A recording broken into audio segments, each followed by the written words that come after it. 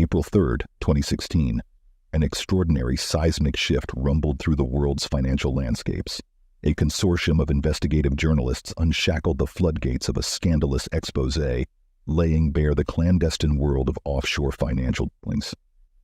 A cache of 11.5 million documents, spanning over 4 decades, were leaked from the hushed files of Panamanian law firm Mossack Fonseca, exposing how the world's political and business elites, criminally implicated individuals, and billionaires secretively shuffled their wealth across discrete tax havens. These are the Panama Papers. To untangle this widespread scandal, we must first acquaint ourselves with the central character, Mossack Fonseca. Founded in 1977 by Panama-based attorneys Jürgen Mossack and Ramon Fonseca, the company evolved into the 4th largest provider of offshore services worldwide. Their specialty was creating shell companies, impenetrable facades for clients to duck taxes and hide wealth, obscure transactions, or bypass international sanctions. How did the world get a peek behind these well-guarded curtains, you might wonder? An anonymous whistleblower operating under the common pseudonym John Doe divulged the extensive trove of papers to the German newspaper Süddeutsche Zeitung. Sorry, German friends, if I butchered that. The paper, realizing the sheer magnitude and implications of the cache, sought help from the International Consortium of Investigative Journalists, or ICIJ for short. This marked the incipience of the largest collaboration in news history, involving over 400 journalists from 80 countries working quietly for a year. The staggering revelation rippled across international borders, inciting global intrigue and public outrage, with documents revealing more than 214,000 offshore entities linked to over 200 countries. These entities cloaked years of financial transactions, synonymous with tax avoidance, tax evasion, corruption, and illicit criminal underworlds. A grim reality of layered financial intrigue emerged. World leaders, celebrities, sports stars, and uber-wealthy individuals exploiting secretive tax regimes. At the heart of the Panama Papers lie these offshore entities or shell companies.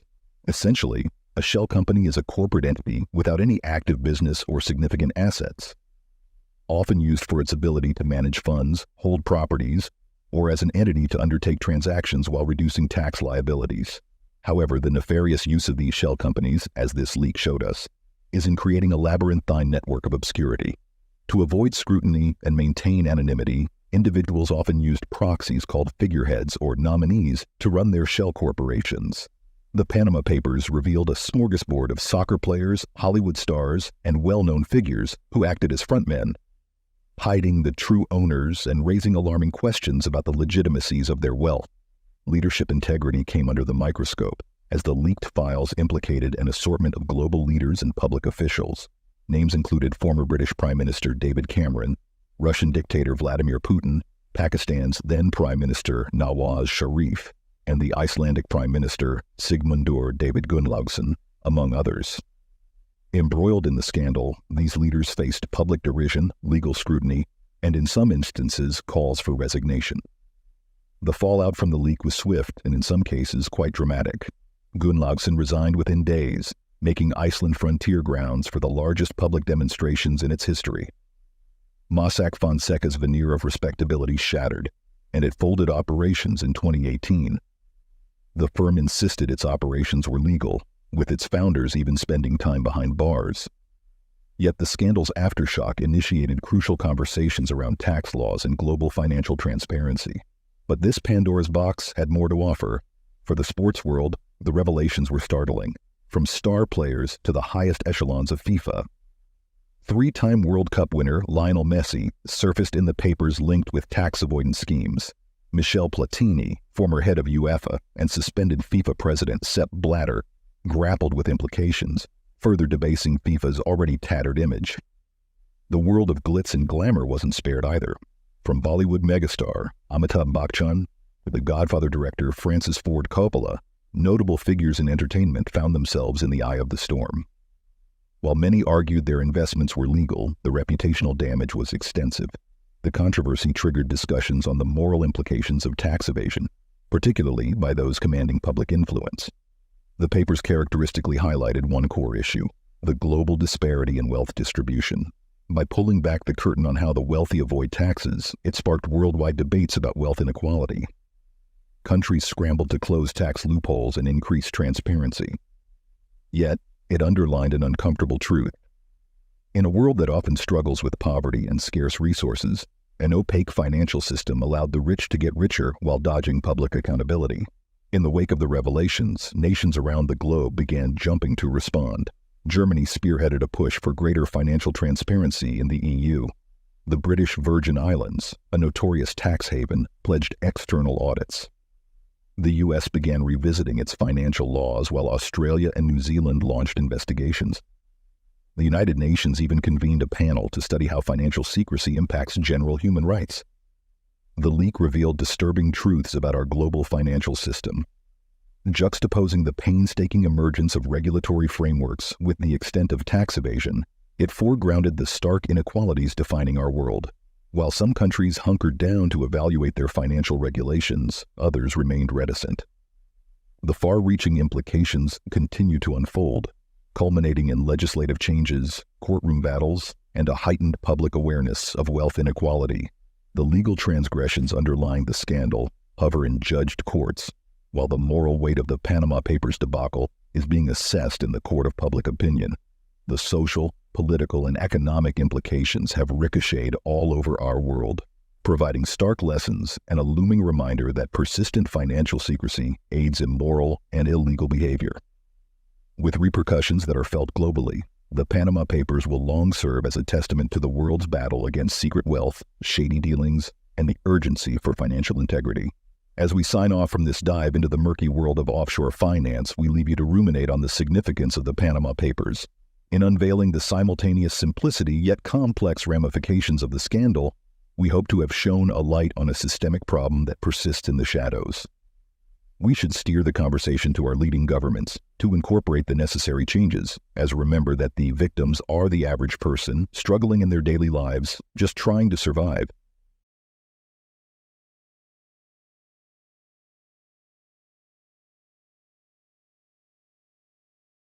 It was a digital Trojan horse, a wolf in sheep's clothing, and the bank was none the wiser. Once inside, they went to work. They spied, they stole credentials, they installed malware. It was a game of hide and seek in the bank's digital labyrinth, and they were winning. Their malware, built for this very operation, was designed to cunningly hide their tracks. It was their digital invisibility cloak, making them ghosts in the machine. They moved undetected behind the scenes by pulling strings and manipulating systems. All the while, the bank continued its operations, oblivious to the silent storm brewing within their walls. And then, when the time was ripe, they struck. Imagine the aftermath of such a heist. The fallout was nothing short of seismic. The shock waves reverberated through Bangladesh's finance sector, tarnishing its reputation. The financial landscape of the nation was marred with trust in the system taking a significant hit. The people's faith in the security of their assets was shattered, and the nation's economic stability was called into question. The fallout didn't stop with the public. It seeped into the very infrastructure of Bangladesh Bank. The top brass of the bank, once the stalwarts of financial security, were forced to tender their resignations. In the wake of the scandal, the bank's leadership found itself in a precarious position, its credibility severely compromised. But the biggest casualty of this cyber onslaught was the SWIFT system itself. The very backbone of the global banking system, SWIFT, was revealed to have glaring security flaws. This trusted network on which the world's banks relied had been breached with alarming ease. The revelation sent shockwaves through the financial world, prompting urgent calls for reform. As the dust began to settle, the spotlight turned towards finding the culprits. Investigations were launched tracing the hack back to its source.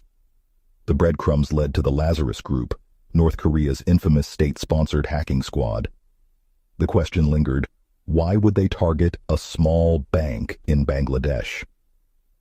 Some experts believed that the heist was a scheme to bypass international sanctions, a way to fund their nuclear missile programs and keep the regime afloat. A rogue state had turned to cybercrime to finance its own weapons of mass destruction. In many ways, the heist was the perfect crime. The thieves got away without a hitch, with over $100 million in stolen loot. Like artful dodgers, they vanished into the digital ether, leaving no trace of their heinous act. The SWIFT system, which was thought to be invincible, had been breached. The credibility of the global financial system had taken a severe blow. Yet despite the enormity of the crime, there were no arrests, no trials, no convictions.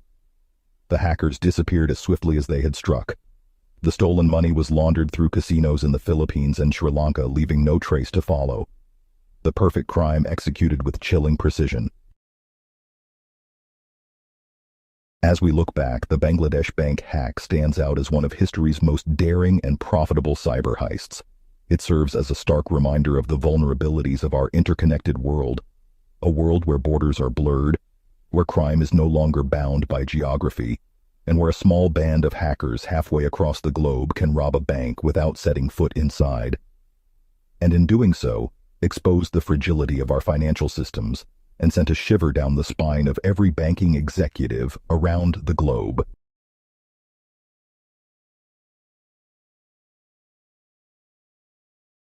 The digital universe is vast and ever-expanding, but beneath its surface lies a hidden realm of darkness and danger, the realm of cybercrime. This phenomenon, barely known a few decades ago, has become a global concern.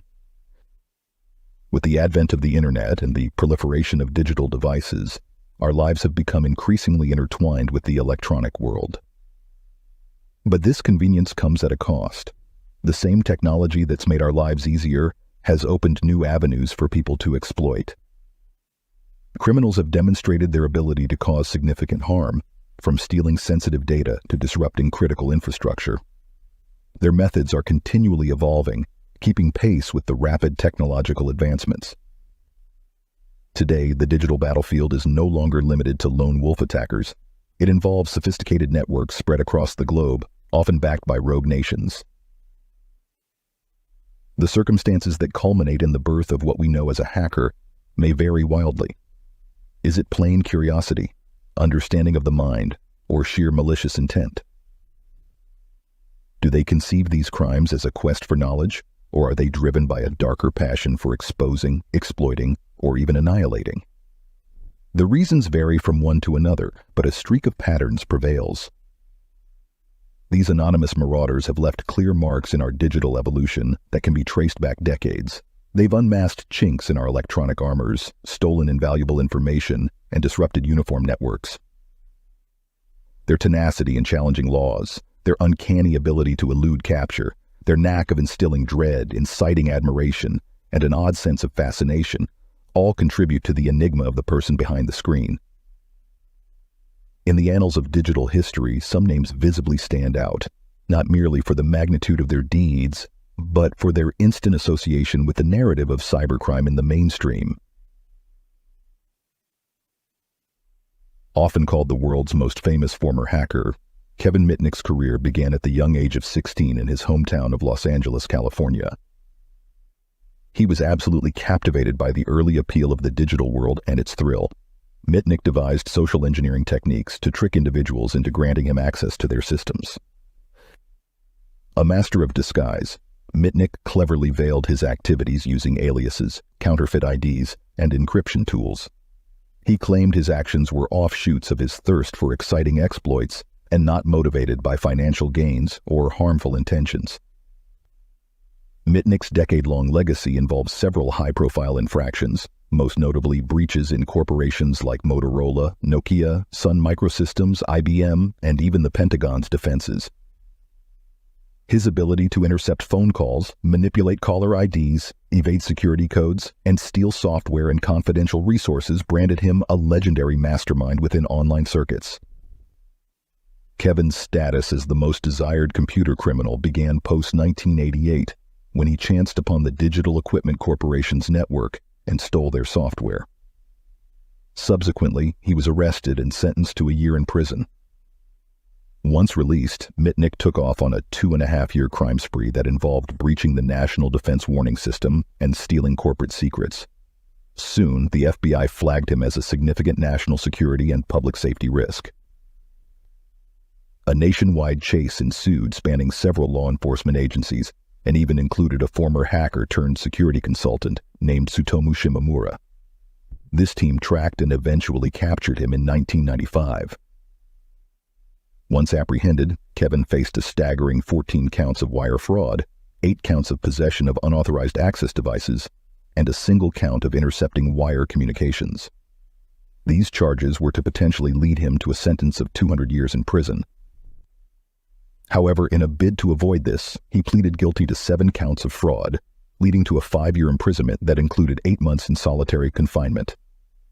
His release conditions included a 3-year probation that prohibited the use of computers or communication devices. Mitnick's narrative transformed after the year 2000, when he emerged as what he called a reformed man. Transitioning into a cybersecurity consultant, he began his firm and authored books, becoming a noted speaker and media figure. Today, he's regarded as one of the leading global experts in digital security and mitigation. Born in 1981 in the concrete heartlands of Boston, Massachusetts, Adrian Lamo, a self-proclaimed hacker, began his affair at the tender age of 12. Lamo was as notorious for his transient lifestyle, alternating between the streets and abandoned buildings, as he was for his infamous career in online crime.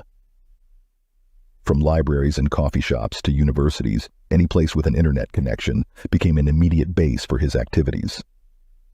Much like an unusual artist, Lamo professed to perform for pure amusement and exploration, discarding any notions of profit or fame. Often, he would exploit a system, breach its security, and subsequently contact the targeted company, revealing their vulnerabilities and willingly helping them fix these chinks. His strange practice garnered significant notoriety, accentuated by his hack in 2002. This involved intruding the internal confines of the New York Times. Lamo accessed the personnel databases of over 3,000 journalists and contributors, unmasking critical and confidential information like names and social security numbers of eminent figures, including Bill Gates and Oprah Winfrey. Further adding to his rather reckless move, he listed himself as a contact for the newspaper quite unabashedly. News regarding his exploits reached the authorities after Lamo boastfully revealed his masterpiece to a security-focused reporter. Consequently, he was arrested in 2003, charged with computer fraud, and sentenced to probation, accompanied by a whopping fine of nearly $65,000. He was obligated to repay damages to the companies he infiltrated. After his arrest, Lamo remained active in the scene, but also transitioned into an informant for the FBI. Notably, he was involved in the controversial Chelsea Manning case. Manning was a former U.S. Army intelligence analyst who divulged classified documents to WikiLeaks. Having earned Manning's faith, Lamo was the one she confided in about her actions, who went on to report her to the FBI, leading to Manning's arrest in 2010 and her subsequent ruling of a 35-year sentence, which President Barack Obama later commuted to 7 years. His role in this saga evoked the ire of several hackers and activists who considered his actions a betrayal. However, Lamo defended himself, claiming his choices concerned national security and lives at stake. The chapter of Lamo concluded in 2018 when he passed away at 37. His cause of death was not officially stated, but his father commented on his son's struggles with Asperger's syndrome and depression. He remains a chapter in the annals of the cyber world's history, remembered as a brilliant soul whose life was shrouded in isolation. Albert Gonzalez, a native of Miami, Florida, born in 1981, took his plunge into the hacker world at 14. Driven by ambitions of fame and wealth, Gonzalez used his precocious skills to steal individuals' banking card data, personal information, and even infiltrate their physical accounts. Guiding the Shadow Crew Group, an international collective of over 4,000 members, Gonzalez also extended his connections with cliques outside the United States, like Max Vision in Turkey and Carter Planet in Ukraine. His most notorious data heist occurred between 2005 and 2007, when Albert and his accomplices harvested over 170 million credit and ATM card numbers from notable retailers such as TJX, Office Max, and Dave & Buster's. Employing a wide array of complex techniques, Gonzalez and the crew successfully bypassed these retailers' wireless networks and databases. The stolen card data was then sold on the dark web to people who used them for fraudulent purchases. Consequently, Gonzalez was apprehended in 2008 after a 2-year investigation by the U.S. Secret Services. He was detained in a Miami hotel room with $1.6 million hard cash hidden under his bed. Remorseful of his actions in prison, Gonzalez expressed a desire to prevent future crimes on his release in 2025. He pled guilty to all 19 charges of conspiracy, computer, wire, and access device fraud, as well as aggravated identity theft, leading to an astonishing 20-year imprisonment. Now, we've also an unending chronicle of devious and devastating cyber heists that have shocked the world throughout the young history of the electronic revolution. June of 2021 bore witness to just one of these events, a posting of a file consisting of an astonishing 8.4 billion passwords on a popular digital forum. Named the RockU 2021 file, this data breach was unparalleled in scale, surpassing the previous record of 3.2 billion passwords leaked. The poster claimed that the passwords were hashed, implying they were encrypted using a one-way function that makes them hard to crack. However, this was later debunked by security experts who discovered these passwords were in plain text, rendering them easily readable and susceptible to misuse. For millions of internet users, the file threatened their security and privacy. It contained passwords to various online accounts ranging from email and banking to social media and streaming platforms. Furthermore, the file exposed commonly used passwords like 123456, password, and QWERTY, potentially aiding brute force attacks, where pretty much anyone can try different combinations until they find the right one. This highlighted users' precarious digital habits. Many reuse the same password across multiple accounts or prefer using weak, predictable ones that can be easily guessed. These poor practices make users more susceptible to cyber attacks, especially when their information's leaked or stolen. One of the largest internet companies fell prey to a massive data breach in 2014, shaking the global tech community. Over 3 billion Yahoo user accounts were compromised by a group of state-sponsored Russian hackers. This attack also sadly infiltrated the accounts of some of Yahoo's partners, such as AOL, Verizon, and Tumblr. Although the attack occurred that year, it wasn't until 2016 that Yahoo admitted that 500 million accounts were affected. In 2017, it finally broke that the scope of the attack was much more significant than Yahoo originally reported. In fact, all of their held accounts were compromised, a momentous revelation that marked it as the most effective data breach in history. The attack threw a monkey wrench in the then-pending deal between Yahoo and Verizon, who had agreed to purchase Yahoo's core internet business for $4.8 billion in 2016. After disclosing the attack, Verizon lowered its offer by $350 million. It demanded that Yahoo share the legal and regulatory liabilities from the breach. The U.S. Securities and Exchange Commission, or SEC for short, initiated an investigation that found Yahoo failed to take adequate security measures. The SEC charged Yahoo with violating federal securities laws, and they agreed to pay $35 million to settle the charges. As we step into the future, we carry two certainties with us. The threats will continue to loom, and their resolution forms the cornerstone of our digital lives. Newer threats will morph out of the old, and our defenses must dynamically evolve to counter them.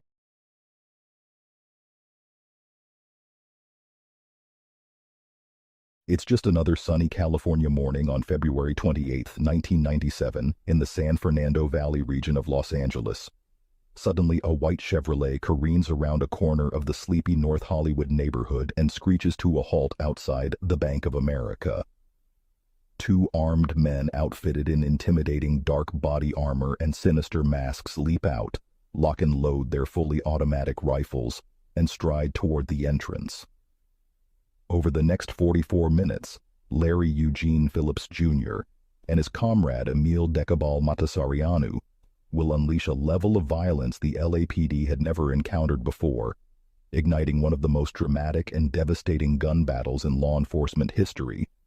This is the story of how two heavily armed robbers unleashed mayhem in Los Angeles, in a brazen daylight heist that devolved into an all-out urban war zone.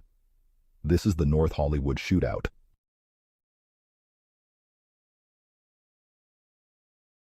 The robbery begins just after opening at 9:17 a.m. when the pair stride into the Bank of America branch, clad in makeshift armor and sinister masks. Brandishing their rifles, they fire a burst into the ceiling and order everyone onto the floor, making clear they mean business. The terrified bank employees and patrons instantly comply with the threatening gunmen, but quickly the bandits' plan begins unraveling when a hidden anti-theft die pack explodes in the bag of stolen cash, spooking the robbers. They frantically gather up the stained money before fleeing outside, already falling behind schedule.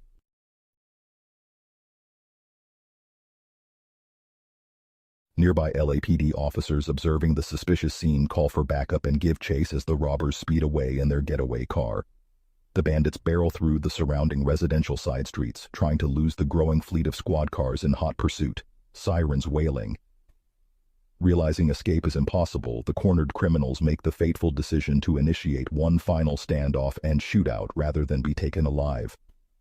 The stage is set for a confrontation that will paralyze this Los Angeles neighborhood and embroil hundreds of officers in a terrifying battle.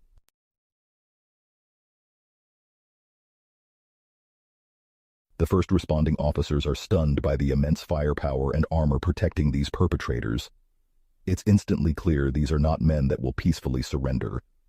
The patrolmen scramble for any cover they can find, calling frantically for backup as the heavily armed assailants open fire on the officers. The sudden deafening bang of fully automatic machine gun fire shatters the calm of the sunny morning. Bullets pepper the squad cars and concrete walls shielding the pinned-down officers. The hopelessly outgunned police return fire when opportunities arise but struggle to even slow the onslaught of these remorseless assailants. Soon the air hangs heavy with sirens and gun smoke. Hundreds of officers and SWAT members race urgently toward the unfolding chaos. For now, they remain at the mercy of these two heavily armed men as the infamous North Hollywood shootout begins and the neighborhood turns into a war zone reminiscent of a battlefield. Standard-issue police handguns and shotguns prove ineffective against the robbers, protected by their improvised body armor and wielding military-grade firepower.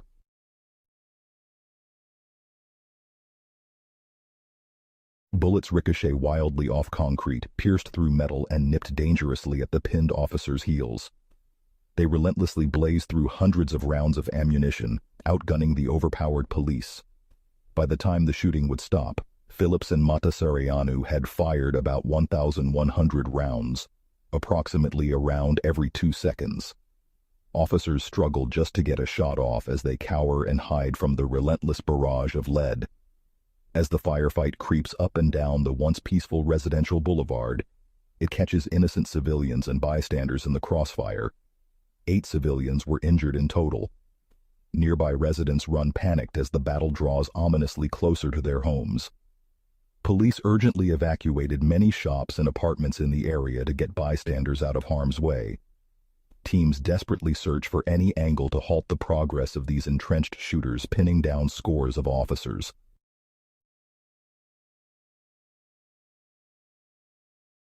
The perpetrators seem impossible to stop, even firing at nearby helicopters observing from above. It becomes overwhelmingly clear that the standard police armaments are no match for the overwhelming militancy of these two criminals. While still in the parking lot, Matasareanu was shot in the right buttock, the right leg, and the left forearm. A fourth projectile then lacerated his upper right eye socket and prompted him to duck behind the hood of the getaway car in shock. He subsequently abandoned his duffel bag of money, entered the getaway vehicle, and started the engine to go.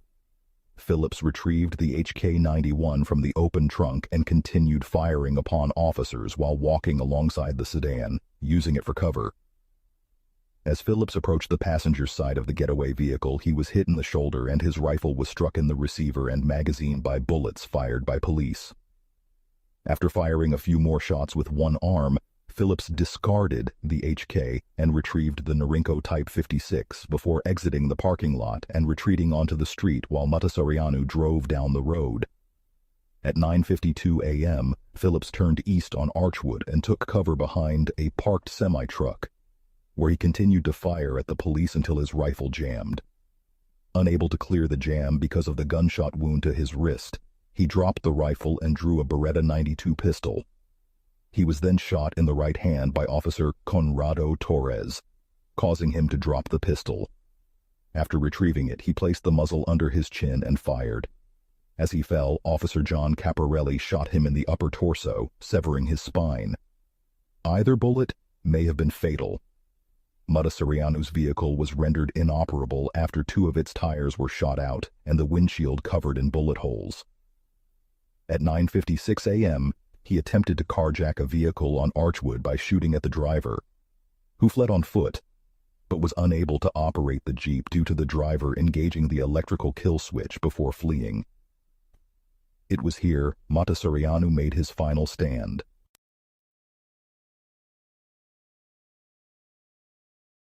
In the aftermath, the LAPD picks through the battle's carnage in dismay.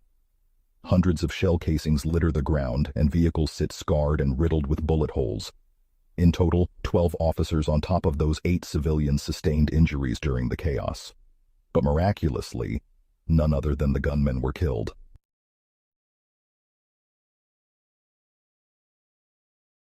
The LAPD realizes its standard armaments and training were vastly outmatched by these 2 criminals wielding military firepower. Extensive reviews and reforms of equipment guidelines, tactical procedures, and officer training regimens follow. The terror inflicted on North Hollywood spurs California legislators to quickly restrict civilian access to assault weapons and body armor. But controversy also swirls around the aggressive tactics and excessive return fire unleashed by the police in a dense, residential zone. In the neighborhood itself, bullet holes and traumatic memories linger for years. This shocking event leaves indelible scars on the city and its police force. The story of Phillips and Matassarianu persists as a cautionary lesson in the annals of American violent crime.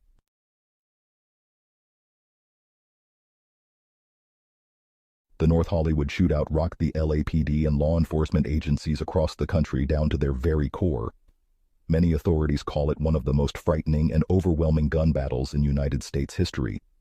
For 44 terrifying minutes, 2 figures, equipped with modified firearms and gear, unleashed chaos and warfare on a bustling metropolitan neighborhood. Hundreds of outgunned police officers were pinned down, overwhelmed, and left utterly powerless to stop the mayhem and destruction. Entire apartment blocks morphed into combat zones as the community was turned upside down. The shocking militant firepower and improvised armor of the 2 enabled them to hold an entire city under siege and resist every attempt to halt their attack.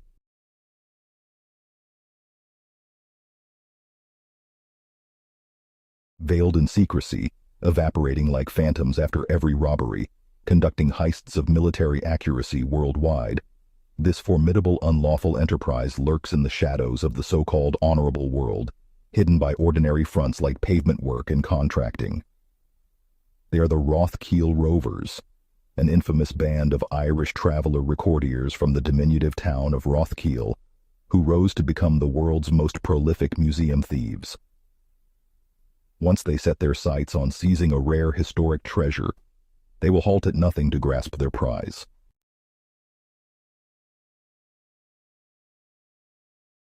Our winding journey into the clandestine world of this remarkable crime organization initiates on the Emerald Fields of Ireland. The Rothkiel Rovers belong to a distinct ethnic group classified as Irish travelers, who uphold a semi-nomadic way of life on the margins of mainstream society. Though travelers have inhabited Ireland for centuries, clinging to old customs of crafts and trade, they have also confronted ongoing prejudice and segregation from the settled populace. Economically disadvantaged, with scarce opportunities, some travelers turn to ingenious criminal enterprises to advance, and so the Rovers' posse was conceived.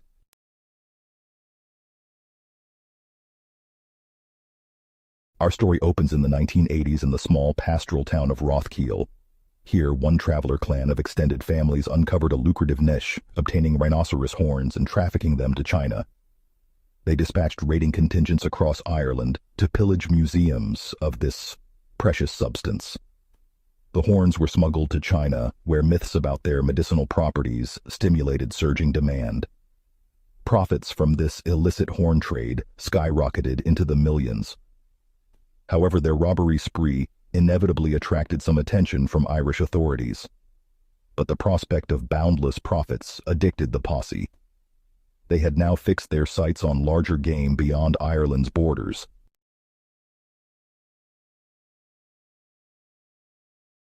In the 2000s, a new head assumed the reins, taking over leadership of the christened Rothkiel Rovers posse. What followed would be a spectacular ascent into criminal notoriety. Under this new direction, the Rovers shifted to a pricier target, a precious metal rarer than gold. The posse now sourced stolen rhodium from Russian suppliers, producing tens of millions in windfall profits. But you see, the Rovers, they were pondering bigger. They had their eyes set on Europe's spectacular castles, museums, and auction houses, brimming with artifacts of untold historic and monetary value, ready for pillage by ambitious thieves. Equipped with inside intelligence assembled by embedded scouts, the Rovers strategized infiltrating elite European institutions, sheltering treasures worth hundreds of millions. Back in quiet hometown Rathkiel, few were aware of their gallivanting high-stakes exploits, performed with brazen confidence and skill.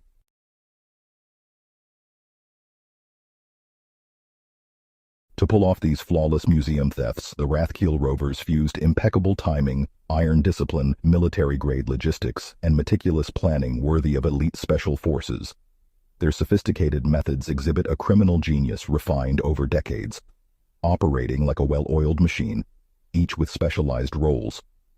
Inside, men scouted target museums as undercover employees, assembling intel on routines, floor plans, and security gaps.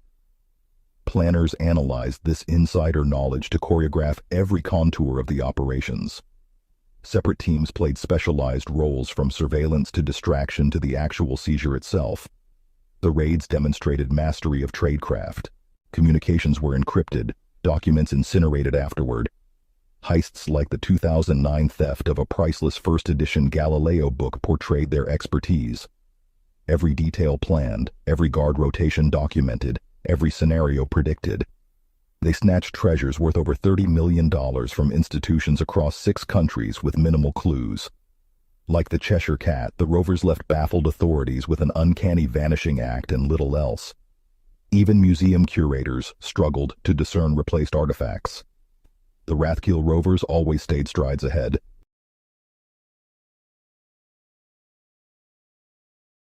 Of course, converting plundered masterpieces into stacks of cash necessitated a web of shadowy figures eager to discreetly procure prized black market contraband. No questions asked. Here, too, the Rovers excelled. They evolved into intermediaries between thieves and private collectors, who craved rare historic treasures to exhibit in luxury homes as trophies. This underground economy enabled the Rovers' rampant pillaging. Each flawlessly orchestrated heist emboldened the Rathkiel to expand their reach. Every unsolved mystery further confused police agencies across Europe. The Rovers were ascending into elite transnational operators.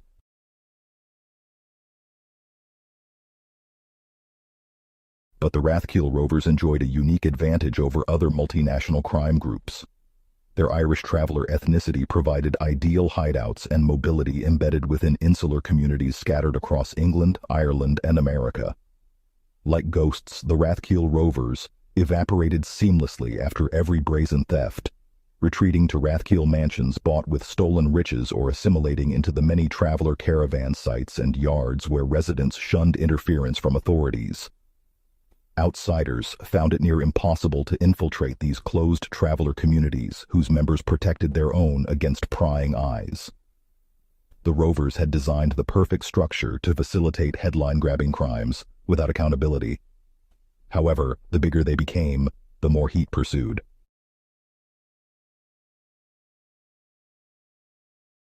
After a 2014 museum break-in in England, the tightening dragnet finally ensnared several prominent Rovers. Richard Chris O'Brien himself was identified on camera, pulling off a daring theft of ancient artifacts. Authorities hoped arrested Rovers might turn informant, but the Traveler Code of Silence held firm.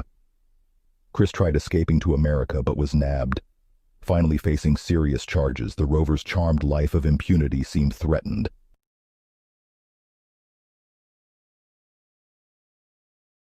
The Rathkeel gang is more dormant after recent arrests, but far from extinguished. Experts believe over 150 core rovers helped execute their stunning string of art thefts worth around $100 million. Many veterans remain free with enough plunder to lay low for life. Despite scarce media coverage of their extraordinary criminal saga, they're now etched into history's most infamous crime cadres through sheer ingenuity. The enduring mystique of their elusive global syndicate cemented their legend. And if museum security ever drops its guard again, the Rathkeel rovers may yet rise to initiate fresh conquests of priceless artworks left vulnerable to their seasoned skills.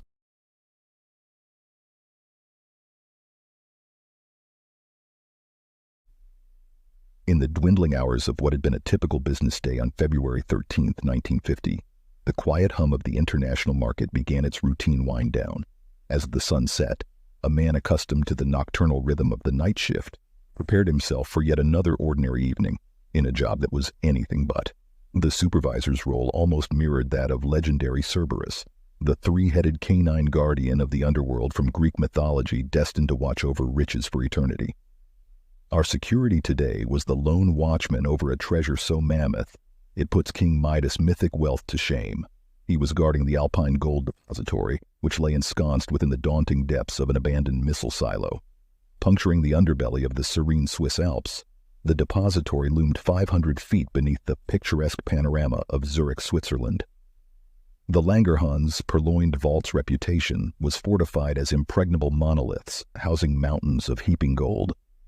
Like Scrooge McDuck, diving into the oceans of coins, its impenetrability was about to be tested in a heist that would shake the world. As the supervisor descended into the belly of this veritable beast, through chilly tunnels and past monstrous metal barriers, he found himself confronted with a sight that to this day reverberates through the annals of criminal history.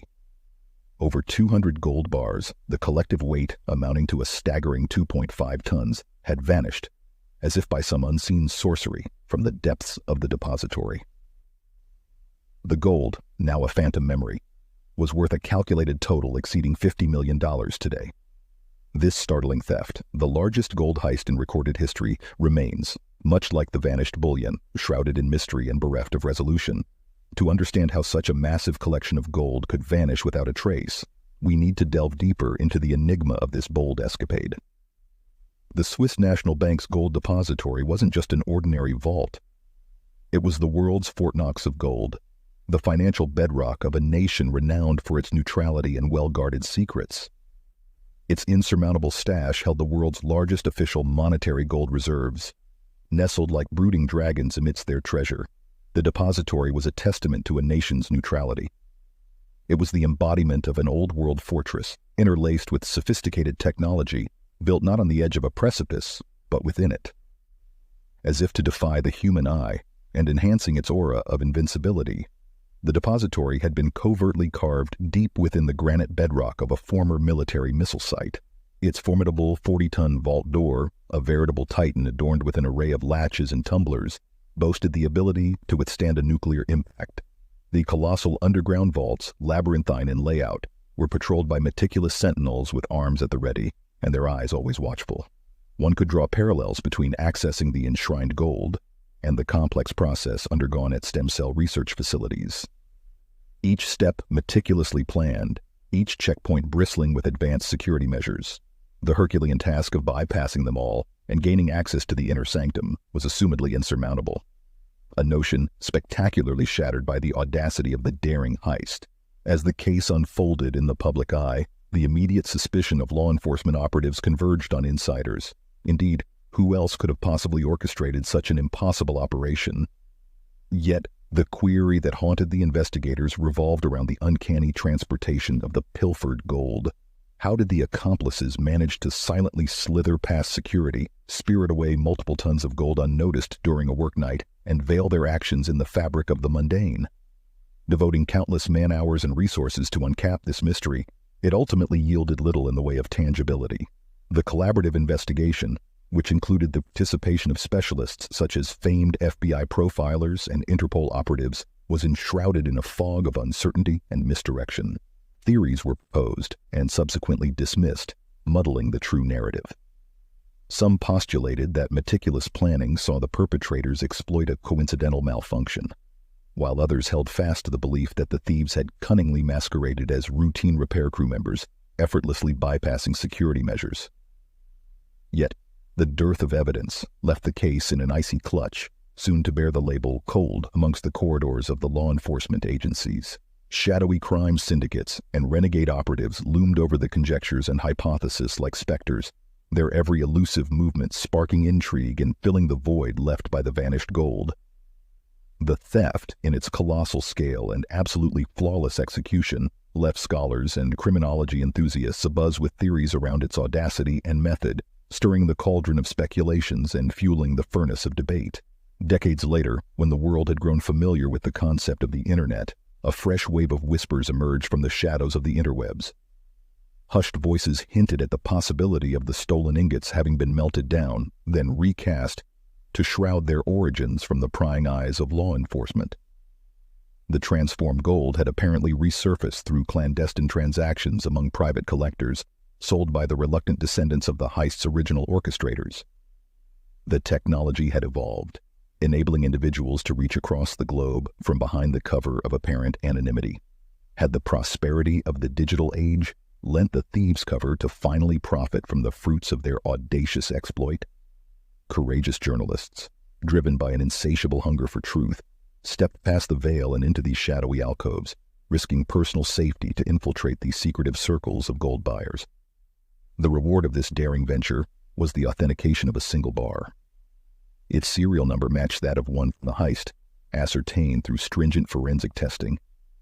Could there have been more hidden amidst antiquarian treasures and old family possessions, waiting to be discovered?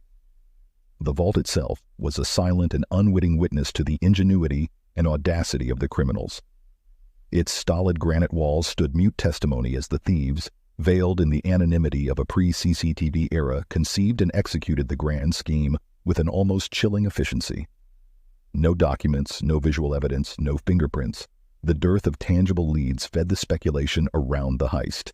It's as if moments of time were snatched away, spirited into oblivion with each retreating footstep of the criminals fading into the underbelly of the mountain. Whispers online insinuated a string of narratives, each interwoven with a strand from the past. Tantalizing tales of audacity and intrigue, simmering rumors of underground networks dealing in illicit gold, and hasty suspicions pointed carelessly at major crime syndicates. Each day added a new twist, a fresh perspective, and yet nothing concrete ever surfaced to definitively answer the evergreen question: who were the masterminds? The heist might have instantaneously changed the destiny of the stolen gold, causing it to vanish from the inexorable gaze of the financial markets, but the allure of its charming glow was far from diminished. The mere whisper of stories behind these gold bars seems to have given them a life of their own. They emerge less as inanimate precious metal and more as protagonists in an unfolding saga, slipping surreptitiously from one clandestine rendezvous to another. 1 minute in the hands of a cautious collector riskily showcasing his prized possession, the next minute disappearing into another secret alcove of the underworld.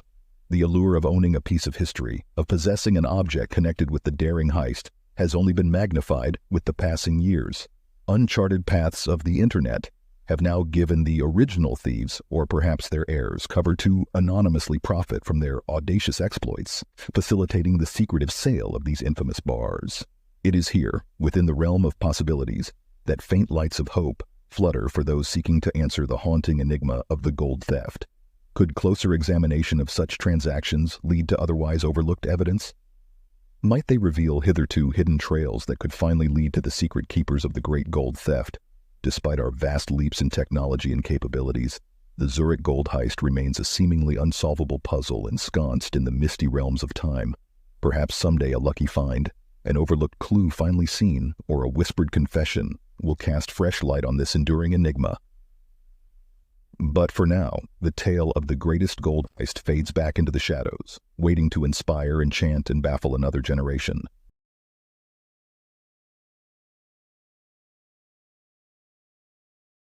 It was supposed to be a celebration, 100 years of history, entertainment, and hospitality. 100 years of MGM Resorts, one of the world's largest and most iconic hotel and casino operators. But on Sunday, September 10, 2023, the dream turned into a nightmare. A group of hackers calling themselves a Scattered Spider launched a devastating cyber attack on the company's IT systems, encrypting or deleting data, disrupting operations, and causing chaos across their vast properties.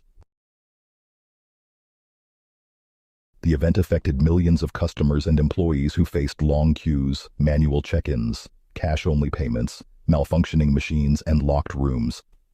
Some even feared for their safety and security as they were left in the dark about what was happening. Who were these hackers? What did they want? How did they manage to breach the defenses? And what were the consequences for the company and its stakeholders? Beginning around 9:30 in the morning, the hackers targeted the IT help desk in Las Vegas, Nevada. They used social engineering techniques like impersonating employees and making phone calls as internal members to try tricking the help desk staff into giving them access to their networks. Once they gained access, they unleashed a wave of destruction. They encrypted or deleted information from various servers and databases, rendering them inaccessible or unusable. They also disabled or corrupted most of the operations of the company and all its subsidiaries. The group was sure to leave behind a ransom note on the affected computers, proclaiming their group's name and demands. Having not been detected until around 11:30 in the morning, when members of the crew and customers started to notice some anomalies, but by then it was too late to stop or contain the unfolding events. The hackers had already compromised most of the network. The security staff tried to isolate and restore the affected areas, but they faced many challenges in doing so by having to deal with a large and complex web that spanned across multiple countries. They also had to cope with a lack of backups, outdated software, and weak security measures. The attack lasted for several days, causing widespread disruption and chaos across the operations. The company had to resort to manual or alternative methods to run its operations and serve its paying attendees. However, these methods were slow, inefficient, and unreliable. Many customers and employees were frustrated and angry over the situation. Some even decided to cancel their reservations or leave the locations altogether. The hackers threatened to leak some of the stolen data if MGM did not pay a ransom of $50 million in Bitcoin. However, they did not specify a deadline or provide any proof of their claim.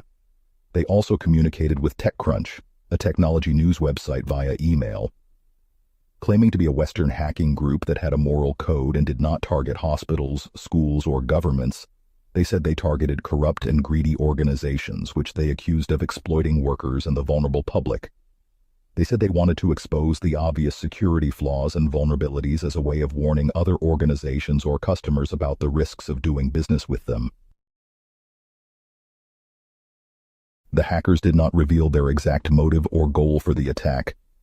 However, some experts speculated that they wanted to disrupt the resort's business during one of its busiest seasons, as Las Vegas was hosting several major events including concerts, sports matches, and conventions.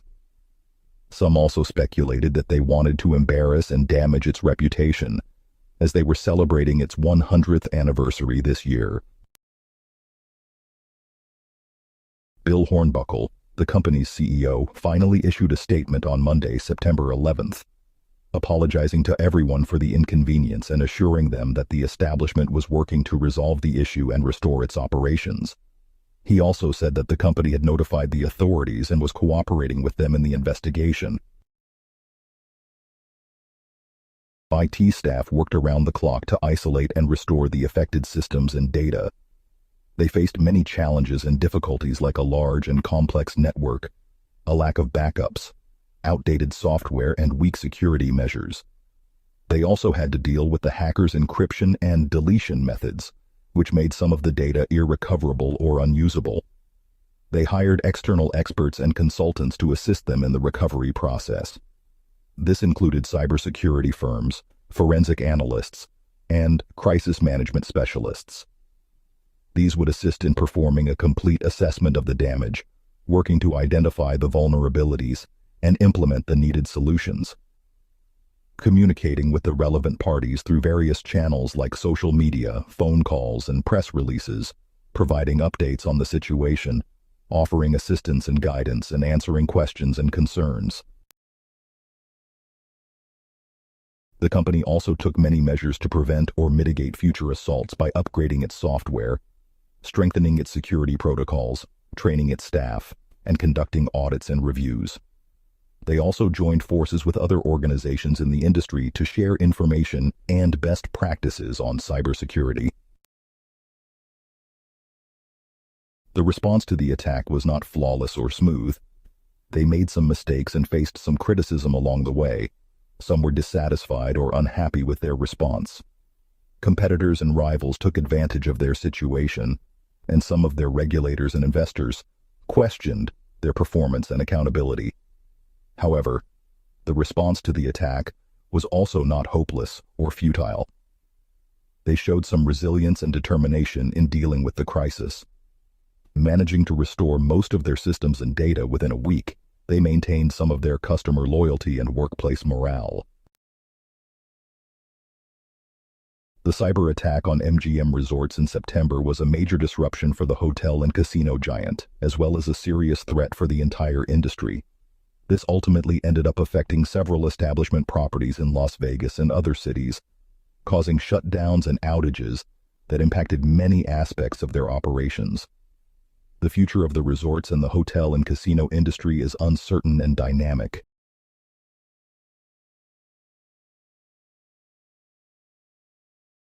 The year is 1997. The place is Charlotte, North Carolina, and the company, Loomis Fargo, a cash-handling establishment entrusted with millions. In the heart of the bustling city, Loomis Fargo was a behemoth that dealt in the business of trust and protection of finances. They handled hefty sums of money, moving it securely from one place to another. Their reputation built upon a solid foundation of reliability and discretion.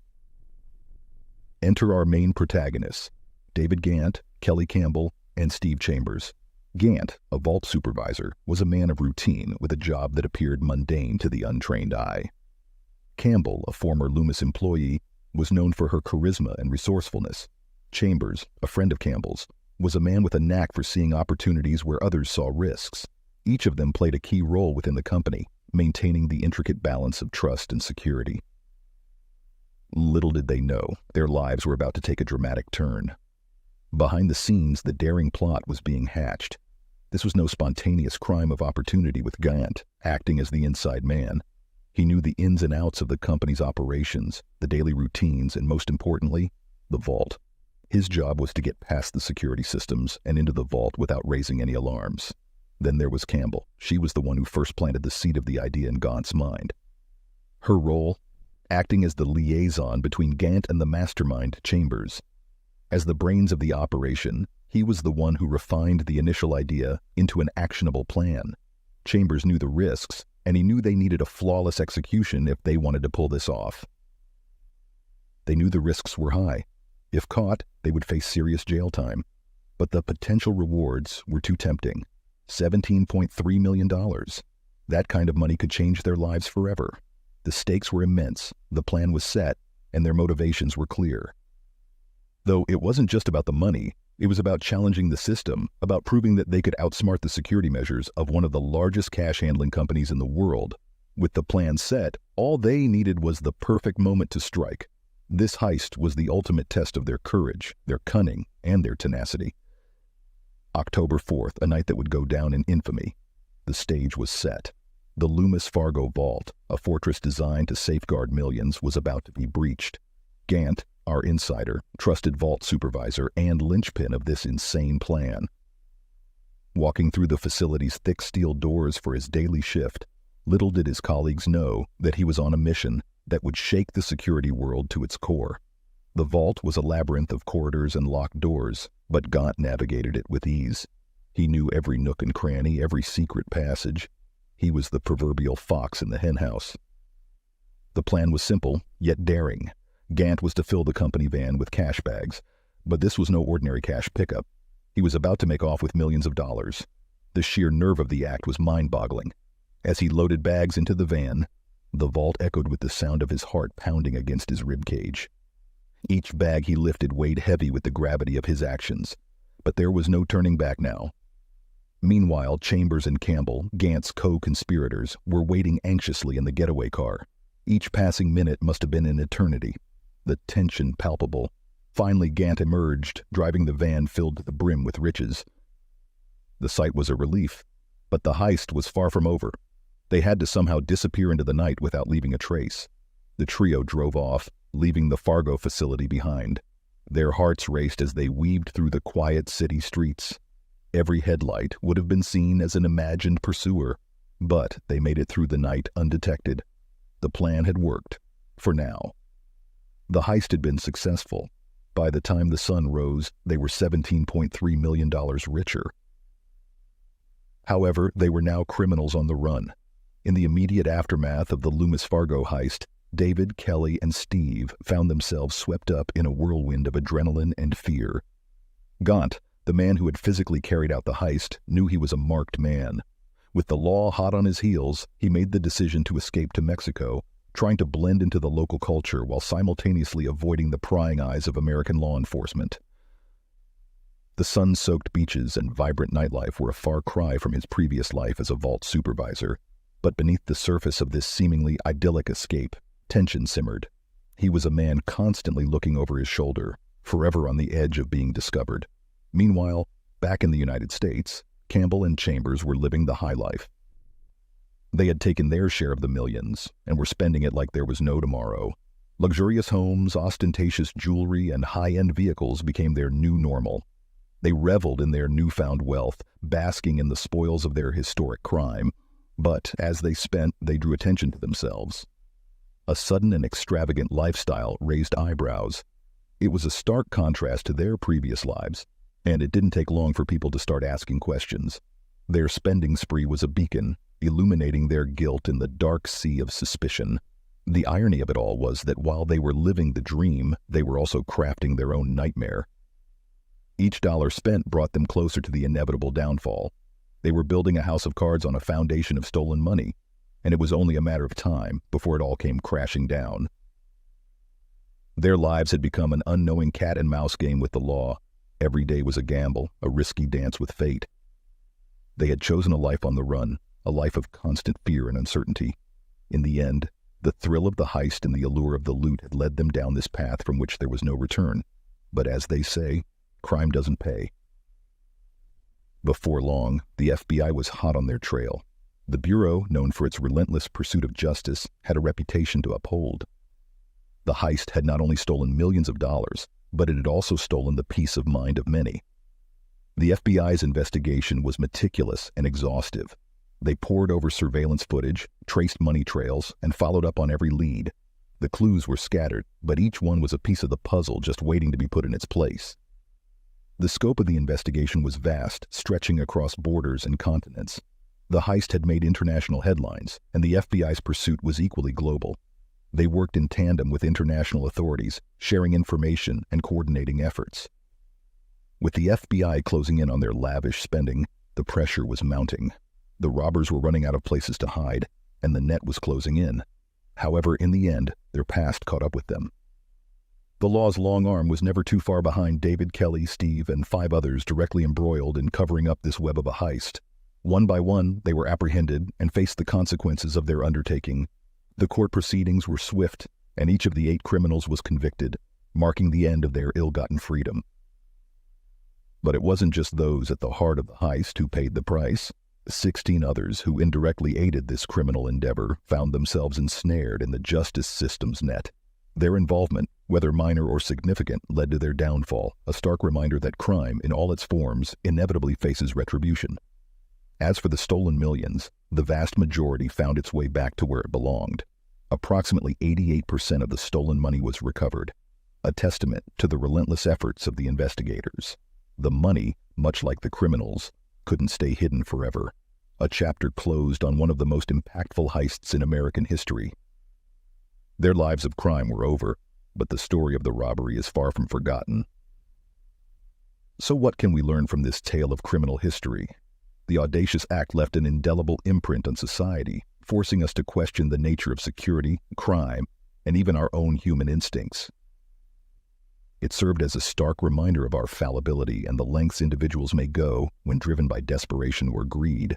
But it also underscored the relentless pursuit of justice and the unwavering resilience of law enforcement. One thing is certain, the Loomis Fargo heist will continue to captivate for years to come.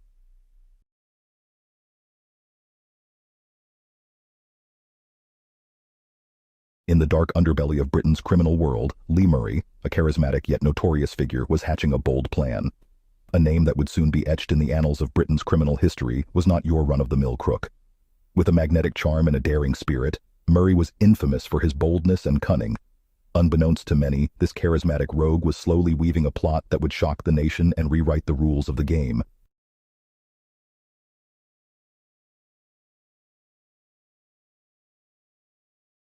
The Securities Cash Depot in Tunbridge, an imposing fortress safeguarding hundreds of millions in sterling banknotes. This was no ordinary piggy bank. The Securities Depot, a veritable Fort Knox, was heavily fortified, its walls echoing the clinking of countless coins and the rustling of countless notes. It was a treasure trove that would tempt even the most cautious of criminals.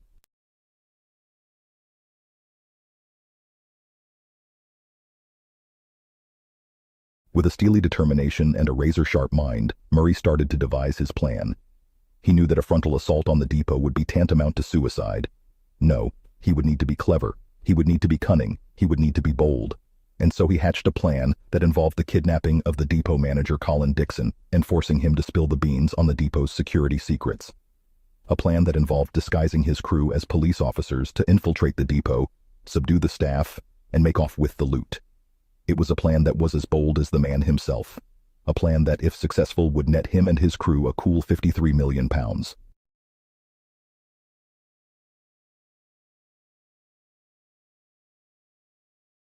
Under the cloak of darkness, the first act of this daring plot unfolded with an innocent man at its center. A chill ran through the night air as Colin Dixon, the unsuspecting depot manager, found himself caught in the intricate web spun by Lee Murray and his crew. Unbeknownst to him, he was the key to a treasure trove, a vault teeming with sterling banknotes, ripe for the picking. His ordinary day was about to take a dramatic turn, one that would etch his name in Britain's crime history. His journey home from work was interrupted by a pair of seemingly genuine police officers. The blue lights flashed, the sirens blared. A routine traffic stop, or so it seemed. But the badge-wielding figures were none other than Murray's accomplices. Their uniforms a clever disguise. Dixon was no longer a free man, he was a captive, a pawn in Murray's bold game.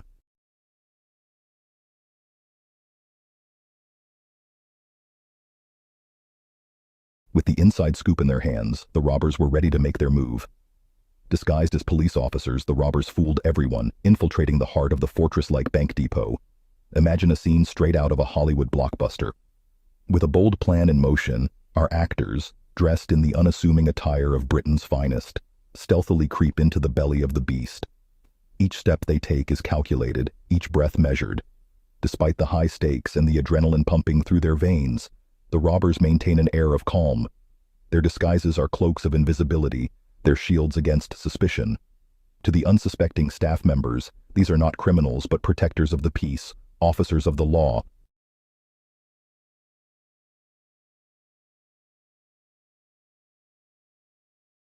Now the real task begins.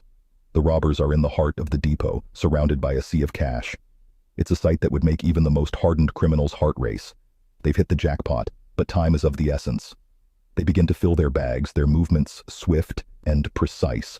It's a well-oiled machine at work, the product of meticulous planning and ironclad resolve. The scale of the operation is staggering. They managed to pilfer an astonishing £53 million, a record-breaking haul.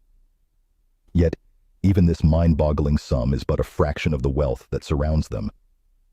Due to a lack of time and space, they're forced to leave behind a whopping £154 million.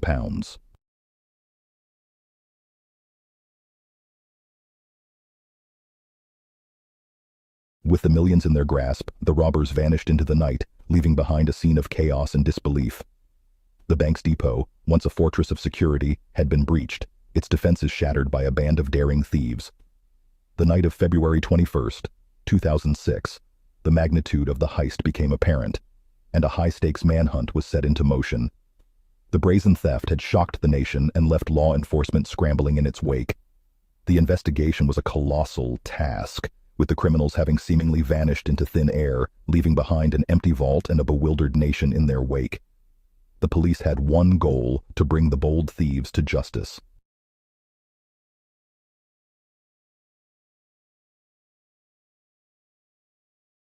The police began by meticulously combing through every inch of the crime scene.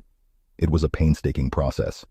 Each piece of evidence carefully catalogued and analyzed, but it was among the discarded detritus of the robbery that investigators found their first break. A dropped mobile phone. This was no ordinary phone, but a breadcrumb that would lead the investigators straight to the culprits. The phone contained a treasure trove of information: call logs, text messages, even a few hastily deleted photos. It was a digital fingerprint that pointed straight to Lee Murray.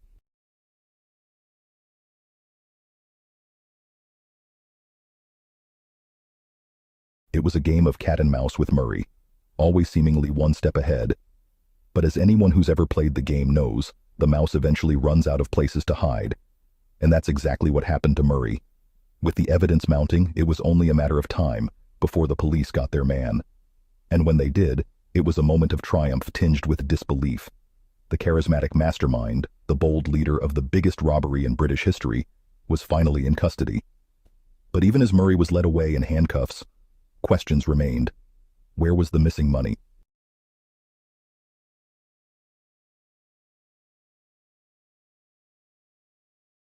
The court case that ensued was nothing short of a spectacle, a trial filled with tales of boldness and cunning, the likes of which were usually reserved for Hollywood blockbusters. At the heart of it all, our charismatic ringleader Lee was handed down a 25-year sentence. His downfall: a simple mobile phone left inadvertently at the scene of the crime. It was this crucial piece of evidence that led the investigators right to Murray's door, marking the beginning of his end.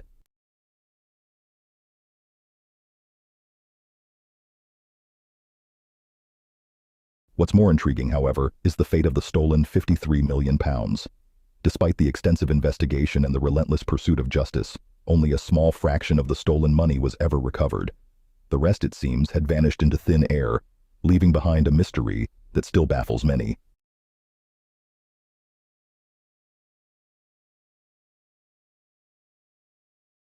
The heist, bold as it was, brought to light the glaring vulnerabilities in cash handling security. It prompted a serious rethink and overhaul of the system, leading to more stringent measures and protocols. It also sparked a debate on the viability of cash-based economies, pushing for a shift towards more secure and traceable digital transactions. But the impact of the heist was not just limited to the financial world.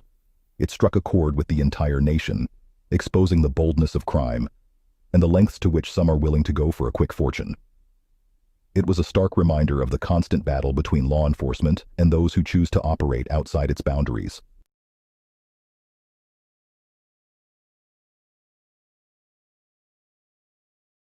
As we reflect on the Securitas Depot heist, we are reminded of the brazenness of crime, the cunning of its perpetrators, and the relentless pursuit of justice. It's a tale that continues to captivate us not just for the sheer scale of the robbery, but for the insanity of the plan and the meticulous execution. More than a decade has passed, but the heist continues to hold a notorious place in British criminal history. The heist, the largest cash robbery ever on British soil, still leaves many in awe. Murray's orchestration of such a complex operation with a level of planning and execution that rivaled a military operation was nothing short of breathtaking. Yet the lingering mystery remains: where did the bulk of the millions go? Despite a diligent investigation, only a fraction of the stolen fortune was ever recovered. The missing millions continued to fuel speculation and countless theories. Did the unrecovered money find its way to the pockets of other criminals, or is it buried somewhere waiting to be discovered?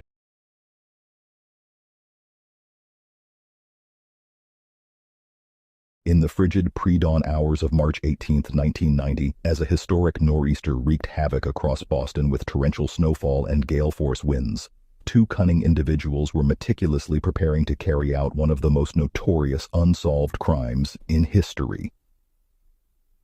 While the blizzard raged violently outside, the the pair stealthily made their way to the revered Isabella Stewart Gardner Museum through the howling whiteness.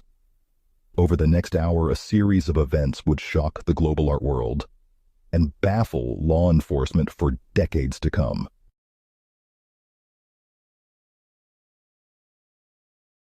The majestic Gardner Museum housed one of the most exquisite privately amassed ensembles of art in existence. Constructed in the 1890s according to the vision of pioneering Bostonian heiress Isabella Stewart Gardner, the museum was designed as her personal gallery, contained within a sumptuous Venetian-style palazzo.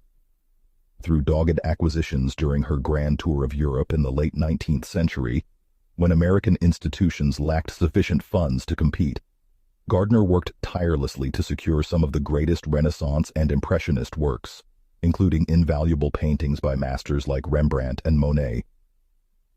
After donating her renowned collection and the regal property to the city of Boston upon her death in 1924, the Gardner Museum became a beloved flagship of the city's cultural heritage. Its priceless artwork was displayed amid luxurious paneled halls resembling a historic villa transported to the Boston skyline. Hidden amongst the museum's serpentine layout was an unparalleled gathering of European treasures, ranked amongst the finest in private hands at the time.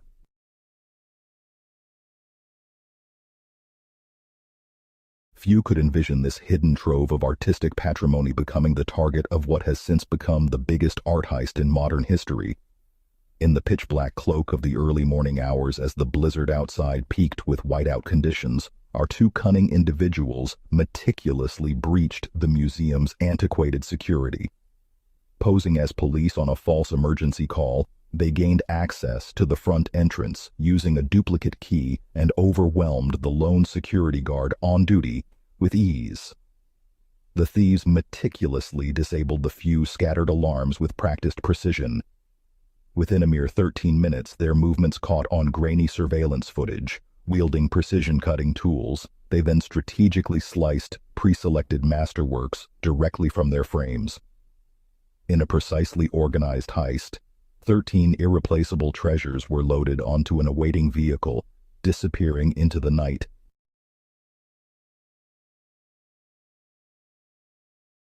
When staff arrived at the usual opening time of 9 a.m. after roads had been cleared, the catastrophic discovery was made that shook Boston's cultural world to its foundations. As a result, the FBI launched its most massive investigation ever, codenamed Operation Abbey, mobilizing over 150 agents nationwide and following over 2,000 substantial leads across the globe. A historic $5 million reward was offered for information, leading to convictions or recoveries with worldwide publicity. Marking the largest reward in FBI history at the time, the Bureau exhaustively probed connections to Italian organized crime networks, given the thieves' audacious professionalism. Yet fingerprint analysis, DNA testing, and relentless stakeouts of potential handlers and fences produced nothing conclusive in the years that followed. As all credible leads went tragically cold, periodic ransom calls made minuscule demands and revealed no motivations or resolutions. No underground activity or signs of the purloined masterworks surfaced legitimately in the art market either.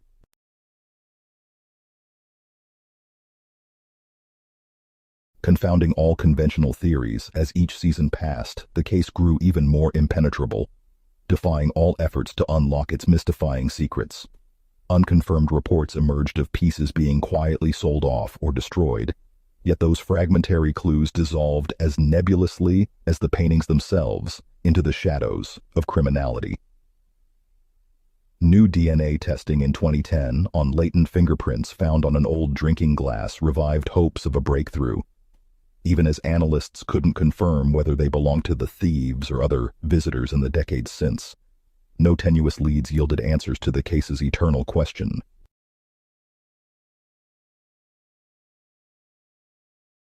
What truly befell those 13 irreplaceable works of artistic heritage, and whose sinister hands were truly behind this professionally executed crime of the century that has eluded capture for over 3 decades? Theories of vengeful insiders collaborating with figures embedded in Boston's underworld proliferated without evidence. Anonymous tipsters continued feeding investigators an endless stream of theories, all dissipating like wisps of smoke as the case marked its 30th anniversary in 2020, still unsolved. It endured as one of history's most persevering criminal enigmas, shrouded in an air of ghostly mystique.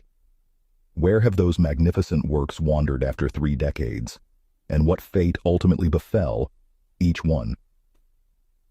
Were they sold off secretly, collecting dust in a hidden storage facility, or destroyed altogether to leave no evidence behind? As long as those profound mysteries of art and crime remain unsolved, the mesmerizing ghosts of the Gardner Museum heist will surely continue to lurk in history's shadows.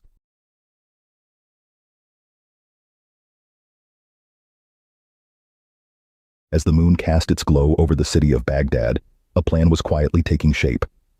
This was not just any city, it was a metropolis steeped in history and culture, a jewel of the Middle East. But its tranquility was about to be disrupted by an event that would send shockwaves around the world. On the eve of a war that threatened to change the course of history, the Central Bank of Iraq, a beacon of the nation's economic strength, was about to become the stage for a heist of staggering proportions. As the world watched in disbelief on March 20, 2003, an astonishing $1 billion vanished into the night. The architects of this grand scheme? None other than the infamous Saddam Hussein himself and his heir apparent, Qusay Hussein. Their daring act was a stark demonstration of a regime's desperation and its ruthless determination to hold onto power, even as the specter of invasion loomed larger than ever before. As Baghdad slumbered under the starlit sky, a plan of monumental scale was silently unfolding. The Central Bank of Iraq, the cornerstone of the nation's financial infrastructure, stood unsuspecting of the grand scheme that was about to transpire within its walls. Under the cloak of darkness, 3 nondescript trucks began their journey towards the bank. These vehicles, seemingly ordinary, were about to play a crucial role in what would become the largest bank heist in history. At the forefront of this daring operation was Qusay. As the son of the ruling authority, he wielded immense power and influence, which he was about to use to execute a plan of breathtaking audacity. In his possession was a mandate, signed by President Saddam Hussein himself, authorizing the withdrawal of a staggering portion of the country's financial reserves. This document was more than just a piece of paper. It was a key that would open the doors to the vast wealth stored within the bank's vaults. As Qusay presented the presidential decree, the formidable vault doors of the central bank yielded. What lay behind those doors was a sight to behold.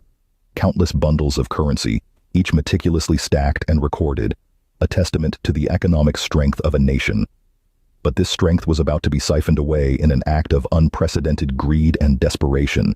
In a meticulously orchestrated operation, the bundles of currency began their journey from the depths of the vault to the waiting trucks.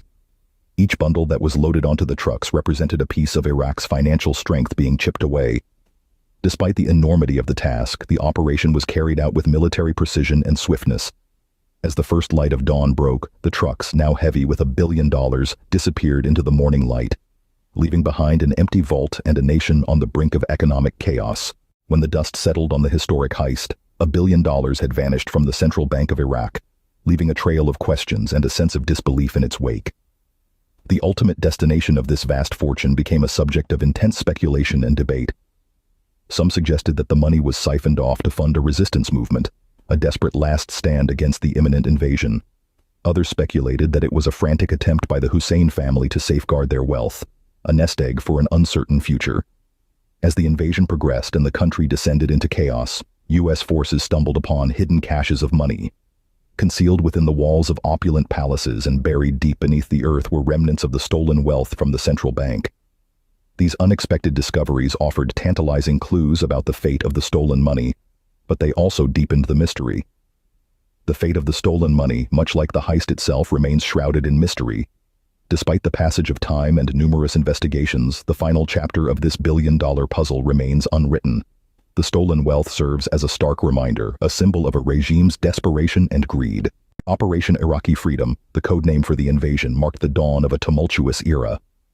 The campaign, which began on March 20, 2003, was swift and pulverizing.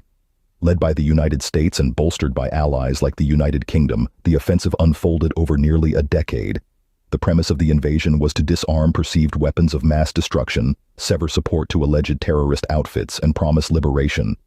However, the aftermath was mired in controversy following the elusive quest for the purported arms. The world watched as the once formidable regime of Saddam Hussein crumbled under the weight of the coalition's might, marking a significant shift in the region's power dynamics. The mission commenced with a formidable strategy known as shock and awe. This strategy, designed to quickly demoralize the enemy and swiftly end the conflict, saw Baghdad, the heart of Iraq, enduring a relentless aerial barrage. The city's skyline was lit up with the fires of war, and the once bustling streets were silenced by the thunder of bombs. The shock and awe campaign was a stark demonstration of the coalition's military might and a grim harbinger of the violence to come. The end of the invasion did not bring the anticipated peace. Instead, Iraq found itself in a state of turmoil. The absence of a sustainable post-conflict strategy created a power vacuum that was quickly filled by various factions, leading to civil discord and sectarian violence. The situation was further exacerbated by the de-Ba'athification policies, which led to a widespread purge of individuals associated with Saddam Hussein's Ba'ath Party from the public sector and the disbanding of the Iraqi army. This not only deprived the country of experienced personnel, but also fueled resentment and resistance against the new order. The justification and execution of the invasion fueled a diplomatic conundrum, challenging alliances and polarizing global opinion. It was an incursion that redefined power dynamics, spurring the ascension of radical factions, epitomized by the rise of ISIS, intended as liberation, yet engendering chaos. The invasion sparked a global debate about the legitimacy and consequences of such military interventions. It strained alliances, led to widespread protests, and polarized global opinion. The power vacuum created by the invasion and the ensuing chaos provided a fertile ground for the rise of extremist groups, most notably the Islamic State of Iraq and Syria, ISIS. The legacy of Saddam Hussein's regime is one of missed opportunities and wasted potential. It is a stark reminder of the devastating impact of corruption and misrule on a nation's development and the well-being of its people. In the aftermath of the theft, the reality of the vanished billions from the Central Bank of Iraq presented a complex puzzle. A financial quagmire exacerbated by the enormity of the disappearing state assets amidst the chaos of conflict. The task of reconstructing the financial narrative was a Herculean undertaking. Despite some recoveries, a significant portion of the looted fortune remained shrouded in secrecy, its whereabouts unknown. In the Pandora's box of geopolitics, the fallout from the robbery was profound. Iraq's fiscal disarray created a fertile breeding ground for sectarian conflicts and extremist ideologies. It served as a stark testament to the delicate balance of power and prosperity, and the chaos that ensues when that balance is disrupted. A disruption seen in full force, right over here.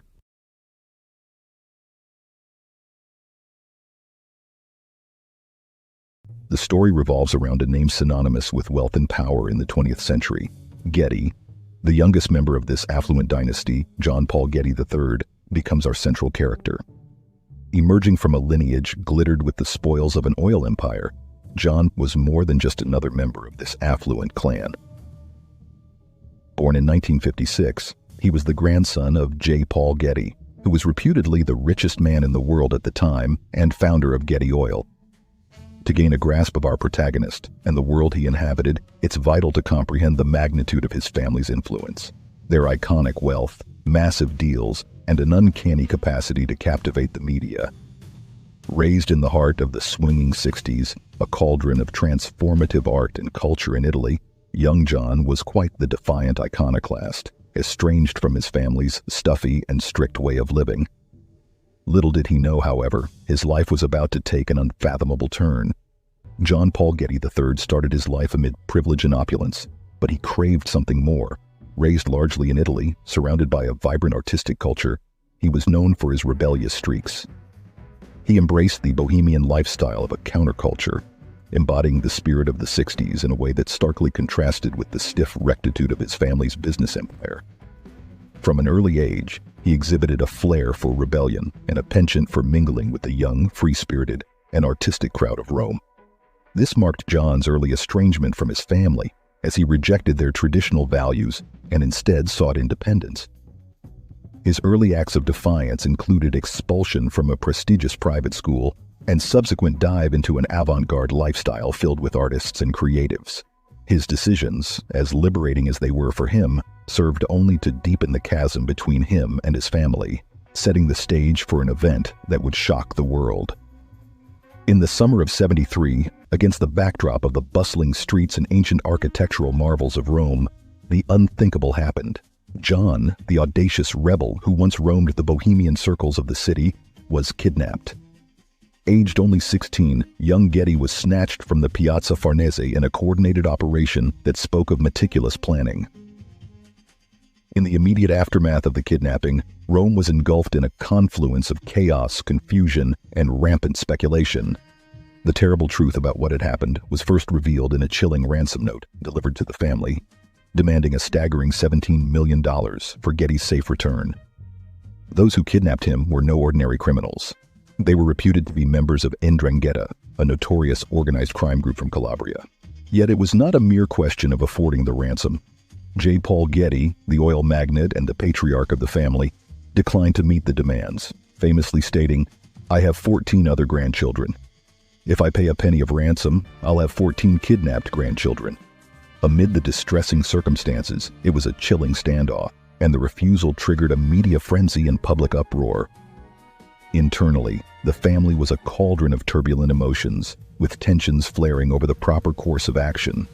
This poignant chapter was not only a test of the family's unity, but also an unsparing exposure of their fractured relationships and the indifferent public personas they had masked under their exuding affluence. Immersed in darkness both literally and metaphorically, John faced an ordeal that no one, let alone a 16-year-old boy, should endure. His days in captivity, held by a ruthless criminal gang, were interlaced with periods of fear, uncertainty, and unimaginable despair. As the days turned into weeks, and then into months, his captors grew impatient with the Gettys' refusal to bend to their steep demands. The situation escalated, and in an act of barbarity that sent shockwaves globally, the captors severed poor John's ear. That and a lock of hair were sent to a local newspaper. This horrendous act was a morbid testament to the seriousness of their threats, turning an already dire situation into something utterly unimaginable and compelling the Gettys to reconsider their stance on the ransom. As the family's anguish surpassed insurmountable levels, a critical but profusedly complex and tense negotiation process unfolded with the 'Ndrangheta members behind the curtain. Behind this daunting task was none other than Getty Sr.'s trusted advisor, former CIA operative Fletcher Chase, and the Italian police, who worked doggedly, sifting through dangerous territories, encrypted messages, and convoluted criminal networks. Months into the ordeal, after intense negotiation and clear evidence of the severe extent the captors were willing to commit, a stark shift occurred in the patriarch's stance. He ultimately agreed to contribute $2.2 million towards the ransom, the maximum amount that was tax-deductible at the time. The remaining sum was lent to his son, John Jr., on the stipulation of repayment with interest. Yep, Father of the Year right there. This marked the first stride towards his liberation, a moment laced bitterly with the realization of his family's prioritization of wealth. The accumulated efforts bore fruit on December 15, 1973, when John Paul Getty III was left by his captors at a disused motorway service station. Emerging from months of physical and emotional turmoil, Getty was discovered in a miserable and enfeebled state by a station employee who finally alerted the police. The news of his release sent waves of relief amidst a whirlpool of media interest that had been growing ceaselessly since the news of his abduction. The Italian police, now with the teen safe, continued to uninterruptedly unravel the threads of this complex crime network. The subsequent hunt for the kidnappers ended with several arrests, but the true battle was unfortunately far from won. Retributive justice was patchy and marred by the frustrating complexities of the criminal justice system that saw some kidnappers escape with marginal punishment. As we navigate through the layers of this heart-wrenching saga, we recognize its lasting impact on John Paul Jr., his family, and its reverberations in the society that closely followed this public calamity. The horrific kidnapping and its aftermath left the boy suffering from physical and psychological torment. It pushed him onto a downward spiral of loneliness, addiction, and degrading health, ultimately leading to his premature death at the age of 54. The impact on the Getty family was nothing short of profound and cataclysmic. Their public image, once that of an invincible and untouchable unit rooted firmly in their wealth, was shattered. As the elders' refusal to pay the ransom echoed globally, public perception turned from admiration to incredulity and disdain. However, it's not just a tale of a family's downfall, but also a glaring reflection of the society that simultaneously vilified and gawked at their ordeal.